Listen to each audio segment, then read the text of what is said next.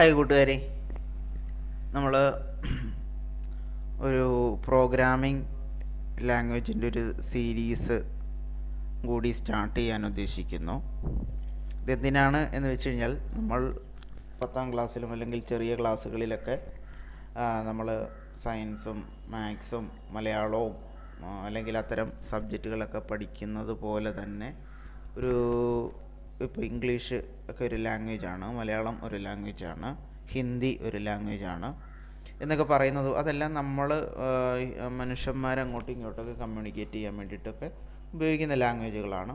അപ്പോൾ അതേപോലെ ഒരു ലാംഗ്വേജ് നമ്മൾ കമ്പ്യൂട്ടറുമായിട്ട് കമ്മ്യൂണിക്കേറ്റ് ചെയ്യാൻ വേണ്ടിയിട്ട് നമ്മൾ ഉപയോഗിക്കുന്ന ലാംഗ്വേജുകളാണ് ഈ പറയുന്ന ജാവാസ്ക്രിപ്റ്റും ടൈപ്പ് സ്ക്രിപ്റ്റും ഒക്കെ. അപ്പോൾ അത്തരം ലാംഗ്വേജസ് കൂടി നമ്മൾ ഒന്ന് അതിൻ്റെ ഒരു ബേസിക്സ് ഒക്കെ ഒന്ന് അല്ലെങ്കിൽ അതിൻ്റെ ഒരു ലോജിക്കൊക്കെ അറിഞ്ഞിരിക്കുന്നത് നല്ലതാണ്. അപ്പോൾ അത് ലോജിക്ക് മനസ്സിലാക്കുക എന്നുള്ള ഉദ്ദേശത്തോടു കൂടി, അതായത് നമ്മൾ ഈ ലാംഗ്വേജിനകത്തുള്ള ഒത്തിരി ടെക്നിക്കലായിട്ടുള്ളതോ അല്ലെങ്കിൽ ഒത്തിരി കീവേഡുകളോ അല്ലെങ്കിൽ ഒത്തിരി മറ്റ് കാര്യങ്ങൾ, പ്രൊജക്റ്റുകൾ, അത്തരം കാര്യങ്ങളിലേക്കല്ല ശ്രദ്ധ പോകുന്നത്. ഇങ്ങനെ ഒരു കമ്പ്യൂട്ടർ ലാംഗ്വേജുകളുടെ ഒരു ലോജിക്ക്, ഒരു കോൺസെപ്റ്റ് എങ്ങനെയായിരിക്കും എന്നൊക്കെ അതിനെക്കുറിച്ചൊന്ന് അറിഞ്ഞിരിക്കാൻ നമുക്ക് 1ാം ക്ലാസ് മുതൽ 10ാം ക്ലാസ് വരെ നല്ലൊരു 10 വർഷ കാലഘട്ടമുണ്ട്. പിന്നെ +1 +2 അങ്ങനെ മൊത്തം എടുക്കുകയാണെങ്കിൽ നമുക്കൊരു 12 വർഷ കാലഘട്ടത്തിൽ നമുക്ക് ഇത്തരം ലാംഗ്വേജസിനെ കുറിച്ചൊക്കെ ഒരു അവെയർനെസ് ഉണ്ടാക്കിയെടുക്കുന്നതും അതിൻ്റെ ഒരു ലോജിക്ക് ലേക്ക് നമ്മളൊന്ന് ചിന്തിക്കുന്നതും ഒക്കെ നല്ലതാണ്. മാത്സ് പോലെ തന്നെ, മാത്സ് എത്രത്തോളം ഇമ്പോർട്ടൻ്റ് ആണോ അതേപോലെ തന്നെ മാത്സിൻ്റെ അത്രയും പാടില്ല എങ്കിലും ഒരു ലോജിക്കൊക്കെ നമുക്ക് ഈ പ്രോഗ്രാമിംഗ് ലാംഗ്വേജിൽ വേണ്ടി വരുന്ന ഒരു കാര്യമാണ്. ഓക്കെ, അപ്പോൾ അതുകൊണ്ടാണ് ആ ഒരു പോയിൻ്റ് ഓഫ് വ്യൂവിലാണ് ഈ ഒരു സീരീസും കൂടി ഉൾപ്പെടുത്തുന്നത്. പ്രോഗ്രാമിംഗ് ഫീൽഡിലേക്കോ അല്ലെങ്കിൽ IT ഫീൽഡിലേക്കോ ഒക്കെ പോകുന്നവർക്ക് ഇത് ഉപകാരപ്പെടും. അതേപോലെ തന്നെ എല്ലാ മേഖലയിലേക്കും ആർട്ടിഫിഷ്യൽ ഇൻ്റലിജൻസിൻ്റെ ഒരു യുഗം കയറി വരുന്നുണ്ട്. അപ്പോൾ അതിൽ കുറേയും കൂടിയൊക്കെ നമുക്ക് വൈഡായിട്ട് കാര്യങ്ങൾ മനസ്സിലാക്കാൻ സോഫ്റ്റ്വെയർ ഒക്കെ യൂസ് ചെയ്തുള്ള അപ്പോൾ അതിൻ്റെ ഒരു ബാക്ക്ഗ്രൗണ്ടിൽ എന്താണ് എന്നൊക്കെ ഉള്ളതൊന്ന് കുറച്ചെങ്കിലുമൊക്കെ ഒന്ന് മനസ്സിലാക്കി വെക്കുന്നത് നല്ലതാണ്. അപ്പോൾ അതിനൊക്കെ ഒരു ലാംഗ്വേജിങ് പഠനം സഹായിക്കും എന്നുള്ളത് മനസ്സിലാക്കി വെക്കുക. ഓക്കെ, അതിനുവേണ്ടി മാത്രമാണ്. ഓക്കെ, അപ്പോൾ അതിന് വേണ്ടിയിട്ട് നമ്മളിപ്പം പല ചില ഈ കഴിഞ്ഞ 10ാം ക്ലാസ്സിലെ കുറച്ച് കൂട്ടുകാരൊക്കെ ഇതേപോലെ ചോദിച്ചിട്ടുണ്ടായിരുന്നു, IT-യിൽ ഞാൻ ഇന്നത് പഠിച്ചോട്ടെ, അങ്ങനെ പഠിച്ചോട്ടെ, ഈ ലാംഗ്വേജ് പഠിച്ചോട്ടെ, അല്ലെങ്കിൽ ജാവ പഠിക്കുന്നതാണോ പൈത്തൺ പഠിക്കുന്നതാണോ ഒക്കെ നല്ലതാണെന്നൊക്കെ പറഞ്ഞിങ്ങനെ ഒത്തിരി പേര് ചോദിക്കുന്നുണ്ടായിരുന്നു. എപ്പോഴും നമ്മൾ നോക്കേണ്ടത് അത് നെറ്റിൽ തന്നെ നോക്കിയാൽ അറിയാം ഭാവിയിലേക്ക് ഏതൊക്കെ പ്രോഗ്രാമിംഗ് ലാംഗ്വേജസ് ആണ് നല്ല രീതിയിൽ പൊയ്ക്കൊണ്ടിരിക്കുന്നത്. അപ്പോൾ അതിന് പറ്റുന്ന രീതിയിൽ ഇപ്പം നമ്മൾ നോക്കേണ്ടതെന്ന് പറഞ്ഞാൽ ഏതെങ്കിലും ഒരു പ്രോഗ്രാമിംഗ് ലാംഗ്വേജ് നന്നായി പഠിച്ചു കഴിഞ്ഞിട്ട് ഏകദേശം അതേ കോൺസെപ്റ്റൊക്കെ തന്നെയാണ് മറ്റുള്ള ലാംഗ്വേജുകളിലൊക്കെ, ചെറിയ ചെറിയ മാറ്റങ്ങളൊക്കെ കോഡ് എഴുതുന്ന രീതികളിലും ഉപയോഗിക്കുന്ന കീവേഡുകളിലും ഒക്കെ മാറ്റങ്ങൾ വന്നേക്കാവുന്നേ ഉള്ളൂ. എങ്കിലും ലോജിക്കൊക്കെ ഏകദേശമൊക്കെ സെയിമാണ്. അപ്പോൾ അതുകൊണ്ട് അത്തരം ഏതെങ്കിലും ഒരു ലാംഗ്വേജ് വെച്ചിട്ട് ലോജിക്ക് പഠിച്ചിട്ട് മറ്റുള്ളതിലേക്കൊക്കെ പോകുന്നത് നല്ലതാണ്. ഓക്കെ, അപ്പോൾ ഞാൻ പറഞ്ഞു വന്നത്, നിങ്ങൾ ഏത് കോഴ്സ് പഠിക്കുവാണെങ്കിലും നിങ്ങൾക്ക് ഒരു വിഷനില്ലാതെ, എന്ന് വെച്ചാൽ ഏത് പഠിക്കണം എന്ത് പഠിക്കണം എന്നൊക്കെ കൺഫ്യൂഷനായിട്ട് നിൽക്കുന്ന ആൾക്കാർക്ക് ചെയ്യാൻ പറ്റുന്നൊരു കാര്യം എന്ന് പറഞ്ഞാൽ, നമ്മൾ കുറേയധികം എന്ന് വെച്ചാൽ നമ്മൾ കേട്ടിട്ടുള്ളതോ അല്ലെങ്കിൽ നമുക്ക് താല്പര്യം തോന്നാൻ സാധ്യതയുള്ളതോ ആയിട്ടുള്ള കുറേയധികം മേഖലകൾ നമ്മളൊന്ന് സോർട്ട് ചെയ്തെടുക്കുക. അതിനകത്തുനിന്ന് പ്രധാനപ്പെട്ട കുറേ അധികം മേഖലകൾ എടുത്തിട്ട് അതുമായി ബന്ധപ്പെട്ട് കിട്ടുന്ന ചില കോഴ്സുകളെക്കുറിച്ച് അന്വേഷിക്കുക. അപ്പോൾ ആ കോഴ്സുകളെല്ലാം ഈ കോഴ്സ് കൊള്ളാം, ചിലർ പറയും ഈ കോഴ്സ് കൊള്ളാം, അപ്പോൾ നമ്മൾ വിചാരിക്കും എന്നാൽ അത് പഠിക്കാം. അന്നേരമായിരിക്കും ചിലർ പറയുന്നത് എന്നാൽ ഈ കോഴ്സ് പഠിക്കുന്നത് ഇന്ന രീതിയിൽ കൊള്ളാം, അപ്പോൾ നമ്മൾ വിചാരിക്കും എന്നാൽ ഇത് വേണ്ട ഇത് പഠിക്കാം. അപ്പം അങ്ങനെയുള്ള കൺഫ്യൂഷനിൽ നിൽക്കുന്നവർക്ക് വേണ്ടിയിട്ടാണ് ഞാൻ ഈ പറയുന്നത് 1ാം ക്ലാസ് മുതൽ 12ാം ക്ലാസ്സിനുള്ളിൽ ശരിക്കും പറഞ്ഞാൽ 10ാം ക്ലാസ്സിനുള്ളിലാണ് നമ്മളുടെ ഒരു എന്താണ് കരിയർ ഏതിലേക്ക് മാറ്റണം. ശരിക്കും ഞാൻ 10ാം ക്ലാസ്സേ വെക്കുന്നുള്ളൂ, 12ാം ക്ലാസ് അങ്ങനെ വെക്കുന്നില്ല. 10ാം ക്ലാസ്സിനുള്ളിൽ തന്നെ നമ്മുടെ കരിയർ ചൂസ് ചെയ്യാൻ, നമ്മുടെ ഇഷ്ടമേഖല തിരഞ്ഞെടുക്കുവാനൊക്കെ നമുക്ക് പറ്റുക എന്നുള്ളതാണ് കുറച്ചും കൂടെ ഒക്കെ നല്ലത്. അപ്പോൾ അതിന് വേണ്ടിയിട്ട് നമ്മൾ ചെയ്യേണ്ടത്, നമ്മൾ ഏത് ക്ലാസ്സിലാണെങ്കിൽ പോലും നമ്മൾ അത് ഇപ്പോൾ പേരൻസ് ആയാലും ശ്രദ്ധിക്കുക. കുഞ്ഞു ക്ലാസ്സിൽ പഠിക്കുന്ന കൂട്ടുകാർക്ക് 1ാം ക്ലാസ്സിലോ അല്ലെങ്കിൽ 2ാം ക്ലാസ്സിലോ അവർക്കും നമ്മൾ ഇപ്പം ചിലപ്പം പേരൻസിന് പറ്റുന്നില്ല എങ്കിൽ ഇതിനെക്കുറിച്ചൊക്കെ മനസ്സിലായിട്ടുള്ള ആൾക്കാർ അവരുടെ കാര്യങ്ങളിൽ ആ ഒരു രീതിയിൽ ഒരു റെസ്പോൺസിബിലിറ്റി എടുക്കുന്നത് നല്ലതാണ്. അപ്പോൾ എനിക്ക് തോന്നിയ കാര്യങ്ങൾ ഞാൻ ഇതുവഴി പറയുന്നതേ ഉള്ളൂ. അതായത് നമുക്ക് ഏത് കാര്യങ്ങളിലാണോ ഇൻട്രസ്റ്റ്, ചിലപ്പോൾ ഒന്നിലധികം കാര്യങ്ങളിൽ ചിലർക്ക് തുടക്കത്തിലേ നല്ലൊരു എയിം ഉണ്ടാകും, എനിക്ക് ഇന്ന കരിയറാണ് അല്ലെങ്കിൽ ഈ ഒരു കരിയറിലേക്കാണ് ഞാൻ പോകുന്നത് എന്നുള്ളത് നേരത്തെ തീരുമാനിച്ചിട്ടുള്ള കൂട്ടുകാരുണ്ടാകും. എങ്കിലും അങ്ങനെ കൺഫ്യൂഷനുള്ള ആൾക്കാരാണ് കൂടുതലെന്നാണ് ഞാൻ മനസ്സിലാക്കിയത്. കാരണം എന്നോട് അങ്ങനെ ഒത്തിരി പേര് ചോദിച്ചിട്ടുണ്ട്. അപ്പോൾ അതിൻ്റെ അടിസ്ഥാനത്തിൽ എനിക്ക് പറയാനുള്ളത്, നമ്മൾ ഈ പറയുന്ന നമുക്ക് ഇഷ്ടമുള്ള കുറേയധികം മേഖലകൾ ആദ്യം അങ്ങ് സെലക്ട് ചെയ്യുക. ഓക്കെ, ആ സെലക്ട് ചെയ്തിട്ട് അതിൽ നിന്നും കിട്ടുന്ന ചില ഫ്രീ കോഴ്സുകളുണ്ട്. മീൻസ് ആ മേഖലയിലേക്ക് പോകാൻ പറ്റുന്ന ഫ്രീ കോഴ്സുകൾ. ഞാൻ എപ്പോഴും പറയുന്നത് ഫ്രീ കോഴ്സുകൾ എടുക്കുക. അത് ചിലപ്പം ചില വെബ്സൈറ്റുകളോ അല്ലെങ്കിൽ ചില സ്ഥാപനങ്ങളോ ഒക്കെ നടത്തുന്ന ഫ്രീ കോഴ്സുകളുണ്ട്. ആ ഫ്രീ കോഴ്സ് തന്നെ ഡ്യൂറേഷൻ കുറഞ്ഞ കോഴ്സുകളുണ്ട്. ഡ്യൂറേഷൻ എന്ന് പറഞ്ഞാൽ സമയം കുറഞ്ഞ കോഴ്സുകളൊക്കെ ഉണ്ട്. ഓക്കെ, നമ്മൾ സമയത്തിനും പൈസയ്ക്കും പ്രാധാന്യം കൊടുക്കണം. ഓക്കെ, നമ്മൾ ഏതെങ്കിലും കോഴ്സ് പഠിക്കുമ്പോൾ ആ കോഴ്സിൻ്റെ സമയം, അതേപോലെ ആ കോഴ്സിന് വേണ്ടിയിട്ട് നമ്മൾ ഇൻവെസ്റ്റ് ചെയ്യേണ്ട പൈസ കേട്ടോ, ഇത് രണ്ടും നമ്മൾ ഇമ്പോർട്ടൻസ് കൊടുക്കുക. അപ്പോൾ അത് വെച്ചിട്ട് വേണം നമ്മൾ അതിനെ അളക്കാനായിട്ട്.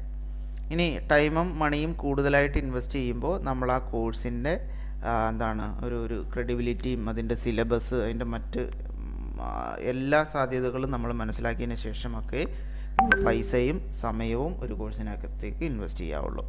നമ്മളുടെ പഠനകാലത്ത് 1 മുതൽ 10ാം ക്ലാസ് വരെയുള്ള പഠനകാലത്ത് നമുക്ക് ഉപയോഗിക്കാൻ പറ്റുന്ന കാര്യമാണ് ഫ്രീ കോഴ്സുകൾ. ആ ഫ്രീ കോഴ്സുകൾ എടുത്തുകൊണ്ട് നമ്മൾ എന്ത് ചെയ്യുക, അത്തരം കാര്യങ്ങൾ പഠിക്കാൻ ശ്രമിക്കുക. അപ്പോൾ ഓരോ കോഴ്സും നമ്മൾ ഈ പറയുന്ന പോലെ നമ്മൾ ഒത്തിരി മേഖലയിലേക്ക് പോകുന്നു, അല്ലെങ്കിൽ നമുക്കൊരു കൃത്യമായൊരു മേഖല ഇല്ല എങ്കിൽ അറിയപ്പെടുന്ന അല്ലെങ്കിൽ നമ്മൾ പോകാൻ സാധ്യതയുള്ള മേഖലകളെക്കുറിച്ച് നമ്മൾ എന്ത് ചെയ്യാൻ നോക്കുക, കോഴ്സുകൾ തിരഞ്ഞെടുത്ത് അതിൽ നിന്ന് ഫ്രീ കോഴ്സുകൾ കിട്ടുന്നത് പഠിക്കാൻ നോക്കുക. കുറഞ്ഞ സമയം കൊണ്ട് പഠിക്കാൻ പറ്റുന്ന കോഴ്സുകൾ, സിമ്പിളായിട്ടുള്ള കോഴ്സുകളൊക്കെ കാണും. അത് ഇപ്പോൾ യൂട്യൂബിലും അല്ലെങ്കിൽ ലിങ്ക്ഡിൻ അങ്ങനെയുള്ള കുറേ സോഷ്യൽ മീഡിയ പ്ലാറ്റ്ഫോമുകളിൽ അത്തരം കോഴ്സുകളൊക്കെ കിട്ടും. പിന്നെ അതേപോലെ നമ്മുടെ ഈ കുറേ അധികം ഉണ്ടല്ലോ, കോഴ്സറ, ഉഡ്മി, അതേപോലെ അങ്ങനെയുള്ള കുറേ അധികം ഓൺലൈൻ പ്ലാറ്റ്ഫോംസ് ഉണ്ട്. അപ്പോൾ അതിനകത്തൊക്കെ നമ്മൾ എന്ത് ചെയ്യാൻ നോക്കുക, എൻട്രി അതേപോലെയുള്ള അതിനകത്തൊക്കെ ഫ്രീ കോഴ്സ് ഉണ്ടെങ്കിൽ അത്തരം കോഴ്സുകൾ, ഫ്രീ കോഴ്സ് തന്നെ ഞാൻ എടുത്ത് പറയുന്നുള്ളൂ. ആദ്യമേ തുടക്കത്തിലേ പോയി നമ്മൾ പൈസ കളയാതിരിക്കുക, സമയം കുറച്ച് ഇൻവെസ്റ്റ് ചെയ്താലും കുഴപ്പമില്ല. ഓക്കെ, അപ്പോൾ ആ ഫ്രീ കോഴ്സ് എടുത്ത് പഠിച്ചതിന് ശേഷം മാത്രം, അപ്പം നമുക്ക് ആ പഠിക്കുന്ന സമയത്ത് നമുക്കറിയാം, ഇത് നമുക്ക് പാടാണ്. അപ്പം അങ്ങനെ ഉണ്ടെങ്കിൽ നമുക്ക് അങ്ങനെയുള്ള കാര്യങ്ങൾ കുറച്ചൊക്കെ റിജക്റ്റ് ചെയ്യാൻ പറ്റും. അങ്ങനെ റിജക്റ്റ് ചെയ്യുമ്പോൾ പിന്നീട് കിട്ടുന്ന കുറച്ച് ഫ്രീ കോഴ്സുകൾ നമുക്ക് നല്ലതാണെന്ന് തോന്നിയാൽ അപ്പോഴത്തേക്ക് ആ മേഖലകൾ ചുരുങ്ങാൻ തുടങ്ങും. ഓക്കെ, അങ്ങനെ റിജക്ഷൻ നടത്തി നമുക്ക് ക്യാൻസൽ ചെയ്ത് നമുക്ക് നമ്മുടെ ആ ഒരു രീതിയിലേക്ക് മാറ്റിയെടുക്കാൻ പറ്റും. അതാണ് ഞാൻ ഉദ്ദേശിക്കുന്നത്. അങ്ങനെ ഒരു IT അല്ലെങ്കിൽ കമ്പ്യൂട്ടർ പ്രോഗ്രാമിംഗ് ലാംഗ്വേജുമായിട്ട് ബന്ധപ്പെട്ടുള്ള ഒരു മേഖലയിലേക്ക് പോകണം എന്ന് തോന്നുന്നവർക്കും അല്ലാത്തവർക്കും പ്രോഗ്രാംസ് നമ്മളിലെ എല്ലാ വിഷയം പഠിക്കുമ്പോൾ മാത്സ് കൂടെ പഠിക്കുന്നത് പോലെ ഇതും കൂടി പഠിച്ചു വെക്കുന്നത്, അല്ലെങ്കിൽ ഇതിൻ്റെ ആ ഒരു ലോജിക്കൊക്കെ പഠിച്ചു വെക്കുന്നതും നല്ലതാണ്. അതുകൊണ്ടും എല്ലാവർക്കും ഒരു സൈഡായിട്ട് മനസ്സിലാക്കാൻ പറ്റുന്ന ലാംഗ്വേജുകളും മീൻസ് മേഖല കൂടിയാണ് IT മേഖല. ഓക്കെ, അപ്പോൾ അത്തരം കാര്യങ്ങൾ കൂടി എന്ത് ചെയ്യാം, ഒന്ന് ഒരു സൈഡായിട്ട് കൊണ്ടുപോകാൻ ശ്രമിക്കുക. അപ്പോൾ ഇപ്പോൾ IT മേഖലയിലേക്ക് പോകുന്നവർക്കും അല്ലാത്തവർക്കും ഈ ഒരു രീതി അപ്ലൈ ചെയ്യാവുന്നതാണ്. ഞാൻ അതിനു വേണ്ടിയിട്ട് ഒരു വെബ്സൈറ്റ് പരിചയപ്പെടുത്താം. W3 സ്കൂൾ എന്നാണ് ഒരു വെബ്സൈറ്റിൻ്റെ പേര്. Okay, W3 school. അതിനകത്ത് നിരവധി ലാംഗ്വേജസ് ഇതിനകത്ത് പഠിക്കുന്നുണ്ട്. നമ്മൾ പൈസ കൊടുത്ത് ഏതെങ്കിലും കോഴ്സ് പഠിക്കുന്നതിന് മുമ്പ് നമ്മൾ ആ കോഴ്സിലെ ഈ ഒരു വെബ്സൈറ്റിൽ കൊടുത്തിട്ടുള്ളതാണ്. HTML, CSS, ജാവാസ്ക്രിപ്റ്റ്, SQL ഇതിലെല്ലാം കമ്പ്യൂട്ടറുമായിട്ട് ബന്ധപ്പെട്ടുള്ള അല്ലെങ്കിൽ സോഫ്റ്റ്വെയറിന് നിർമ്മിക്കാൻ വേണ്ടിയിട്ട് ഉപയോഗിക്കുന്ന എന്താണ് സോഫ്റ്റ്വെയർ, വെബ്സൈറ്റ്, മൊബൈൽ ആപ്പ്, അങ്ങനെയുള്ള ഗെയിംസ്, അങ്ങനെയുള്ള കാര്യങ്ങളൊക്കെ നിർമ്മിക്കാൻ വേണ്ടിയിട്ട് ഉപയോഗിക്കുന്ന കമ്പ്യൂട്ടർ ലാംഗ്വേജുകളാണ് ഈ പറയുന്ന കാര്യങ്ങളെല്ലാം. HTML, CSS, JavaScript, SQL, Python, Java, PHP, എന്തുവാ C++, C#, എന്താണ് Bootstrap, React, MySQL, jQuery, Excel തന്നെ ഉണ്ട്. ഓക്കെ, പിന്നെ XML എന്നൊക്കെ പറഞ്ഞാൽ നമ്മുടെ ഈ അക്കൗണ്ടിങ് മേഖല അല്ലെങ്കിൽ ഫൈനാൻഷ്യൽ മേഖലയിലൊക്കെ പോകുന്നവർക്കും അങ്ങനെയുള്ള കാര്യങ്ങളൊക്കെ, ഓഫീസ് ജോലി അങ്ങനെയൊക്കെ നോക്കുന്നവർക്കൊക്കെ എക്സൽ നല്ലതാണ്. എക്സൽ ഒരു കടലാണ് കേട്ടോ. ഓക്കെ, XML, ഡിജാങ്കോ, NumPy, പിന്നെ pandas, Node.js, R, TypeScript, Angular, Git, പിന്നെ PostgreSQL, Mongo, ASP.ai ഇതൊക്കെ ഞാൻ പഠിക്കുന്ന സമയത്തൊന്നും ചില ലാംഗ്വേജ് ഒന്നും വന്നിട്ടില്ലായിരുന്നല്ല, നമ്മൾ കേട്ടിട്ടില്ല. അതുകൊണ്ടാണ് ചിലത് ഉച്ചരിക്കും, മീൻസ് അങ്ങനെ തന്നെയാണോ ഉച്ചരിക്കുന്നത് എന്നുള്ളത് എനിക്കറിഞ്ഞുകൂടാ. ASP ഉണ്ട്, AI ഉണ്ട്, Go ഉണ്ട്, Kotlin ഉണ്ട്, SAS ഉണ്ട്, VUE ഉണ്ട്, DSA ഉണ്ട്, generative AI, സ്കൈപ്പി, AWS, cyber security, data science ഒക്കെ ഇപ്പോൾ ഒത്തിരി പരസ്യം ഞാൻ കാണുന്നുണ്ട്. അപ്പം ഞാൻ പലതിലും കണ്ടിട്ടുള്ളതെന്ന് പറഞ്ഞാൽ നമ്മൾ കൊടുക്കുന്ന പൈസയ്ക്കനുസരിച്ചുള്ള കോഴ്സുകൾ തരാത്ത പല സ്ഥാപനങ്ങളും ഉണ്ട്. അതുകൊണ്ട് ഡേറ്റാ സയൻസ് എന്നൊക്കെ പറഞ്ഞാൽ നല്ല സാലറി കിട്ടുന്ന നല്ല കോഴ്സുകളാണ്. അത് നല്ല ആധികാരികമായിട്ടുള്ള ഇൻസ്റ്റിറ്റ്യൂട്ടിൽ തന്നെ പോയി പഠിക്കുന്നതിന് മുമ്പ് ഇത്തരം ഫ്രീ കോഴ്സ് കിട്ടുമെങ്കിൽ ആ കോഴ്സ് പഠിച്ച് അതിനകത്തുള്ള ബേസിക്കായിട്ടുള്ള ടേംസും ബേസിക്കായിട്ടുള്ള ചില കാര്യങ്ങളും ഒക്കെ നമ്മൾ മനസ്സിലാക്കി വെച്ച് കഴിഞ്ഞാൽ നമ്മൾ നല്ല പൈസ കൊടുത്ത് നല്ല കോഴ്സ് ചെയ്യുമ്പോൾ കുറച്ചും കൂടെ എളുപ്പവുമായിരിക്കും. ചില ടേംസൊക്കെ നമുക്ക് മനസ്സിലാകുകയും ചെയ്യും. ഈ ഫ്രീ കോഴ്സ് ചെയ്യുമ്പോൾ തന്നെ നമുക്കത് തുടരണോ വേണ്ടയോ എന്നുള്ളൊരു തീരുമാനത്തിലേക്കൊക്കെ എത്താനും സാധിക്കും. അതുകൊണ്ട് അത്തരം കാര്യങ്ങളൊക്കെ യൂസ് ചെയ്യാൻ ശ്രമിക്കുക. അതാണ് മെയിനായിട്ട് അത് പറയാൻ ഉദ്ദേശിക്കുന്നത്. ഇവിടെ ഞാൻ ഈ സീരീസിൽ പ്രധാനമായിട്ടും ഞാൻ പറയാൻ വരുന്ന 2 ലാംഗ്വേജാണ്. ജാവാസ്ക്രിപ്റ്റ് കുറേ നാളായിട്ടുള്ള ലാംഗ്വേജാണ്, ഇപ്പോഴും ഉപയോഗിച്ചുകൊണ്ടിരിക്കുന്ന ഒരു ലാംഗ്വേജാണ്. ഈ ജാവാസ്ക്രിപ്റ്റിൻ്റെ ഒരു പുതിയ വേർഷൻ എന്ന് വേണമെങ്കിൽ പറയാം. ടൈപ്പ് സ്ക്രിപ്റ്റ് എന്നും പറഞ്ഞൊരു ലാംഗ്വേജും കൂടെ വന്നിട്ടുണ്ട്. അപ്പം ഇതിനകത്തുള്ള ചില പോരായ്മകളെ ഇത് കവർ ചെയ്യാൻ വേണ്ടിയിട്ട് ഉപയോഗിക്കുന്നുണ്ട്. അപ്പോൾ ഇത് രണ്ടും കൂടി മിക്സ് ചെയ്തുകൊണ്ട്, കാരണം ഇത് രണ്ടും ഇതിനകത്ത് ഫ്രീ ആയിട്ട് കിട്ടുന്നുണ്ട്. ഓക്കെ, ഫ്രീ ലാംഗ്വേജസ് ആണ്. അപ്പോൾ അത് എങ്ങനെ നമുക്കൊന്ന് അതിനകത്തുള്ള ഓരോ മോഡ്യൂളും നമുക്കോരോ ഇതായിട്ട് ചെയ്തൊന്ന് മുന്നോട്ട് പോകാം എന്ന് ഞാൻ കരുതുന്നു. ഓക്കെ, അപ്പോൾ അതിന് വേണ്ടിയിട്ടാണ് ഞാനിത് തുടങ്ങുന്നത്. ഇതിനകത്ത് ഞാൻ നേരത്തെ പറയാറുള്ള പോലെ എന്തെങ്കിലുമൊക്കെ കാര്യങ്ങളിൽ തെറ്റുകളോ മാറ്റങ്ങളോ ഒക്കെ ഉണ്ടെങ്കിൽ നിങ്ങൾക്കും അത് ബോധ്യപ്പെടുത്താവുന്നതാണ്. ഓക്കെ, അപ്പോൾ നമുക്ക് മുന്നോട്ട് പോകാം എന്ന് കരുതുന്നു. ആദ്യം നമ്മൾ ജാവാസ്ക്രിപ്റ്റ് ഒന്ന് മനസ്സിലാക്കും, അതിനുശേഷം ടൈപ്പ് സ്ക്രിപ്റ്റിലേക്ക് പോകും.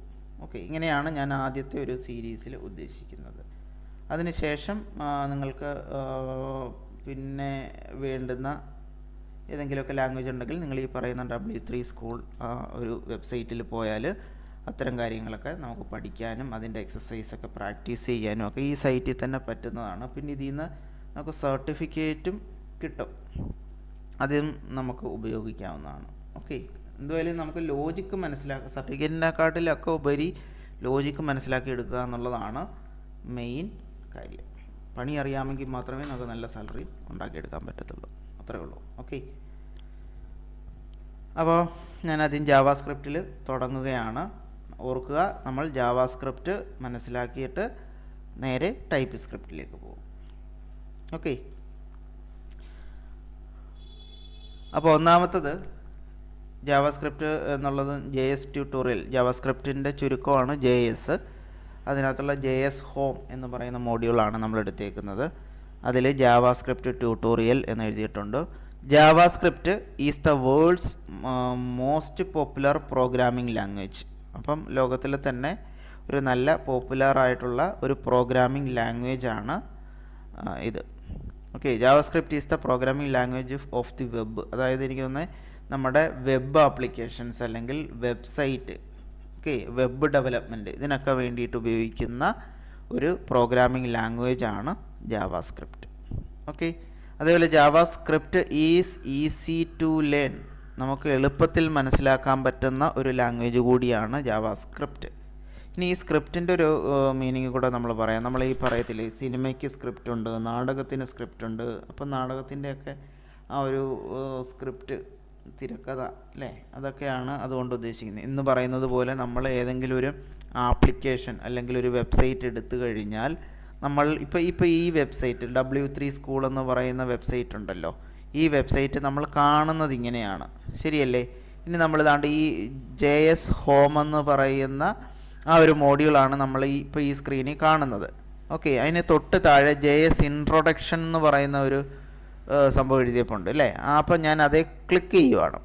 ക്ലിക്ക് ചെയ്യുമ്പോൾ എന്താ സംഭവിച്ചേ, ആ പേജ് ജാവാസ്ക്രിപ്റ്റ് ഇൻട്രൊഡക്ഷൻ എന്ന് പറയുന്ന പേജ് ഈ സ്ക്രീനിൽ വന്നു അല്ലേ. അപ്പം ഞാനിവിടെ ക്ലിക്ക് ചെയ്യുമ്പോൾ ഈ പേജ് ലോഡാകണമെന്നും, ഇനി JS ഹോമെ ഞാൻ ക്ലിക്ക് ചെയ്യുവാണേ, JS ഹോമെ ക്ലിക്ക് ചെയ്യുമ്പോൾ എന്ത് സംഭവിക്കുന്നു, ആ പേജ് ലോഡാവുന്നു. അപ്പോൾ ആ കാര്യങ്ങൾ മീൻസ് അതിന് ഇങ്ങനെ പോകണം, ഇതേ ക്ലിക്ക് ചെയ്യുമ്പോൾ ഈ പേജിലേക്കാണ് പോകേണ്ടത് എന്നുള്ളത് സ്ക്രിപ്റ്റാണ്.